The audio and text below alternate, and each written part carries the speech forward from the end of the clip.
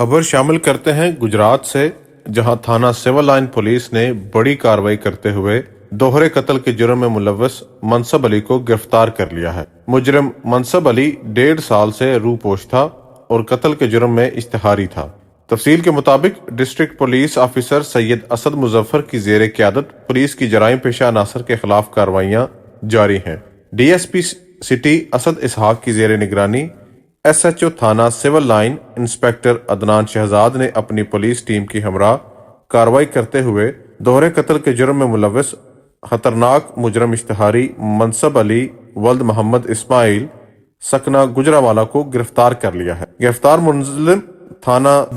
ملزم تھانہ civil line police کو دوہرے قتل کے مقدمہ نمبر 385/22 میں مطلوب تھا، جو واردات کے بعد روپوش ہو گیا تھا، جسے تھانہ سول لائن پولیس نے پیشہ ورانہ مہارت اور جدید سائنسی ٹیکنالوجی کا استعمال کرتے ہوئے گرفتار کر لیا۔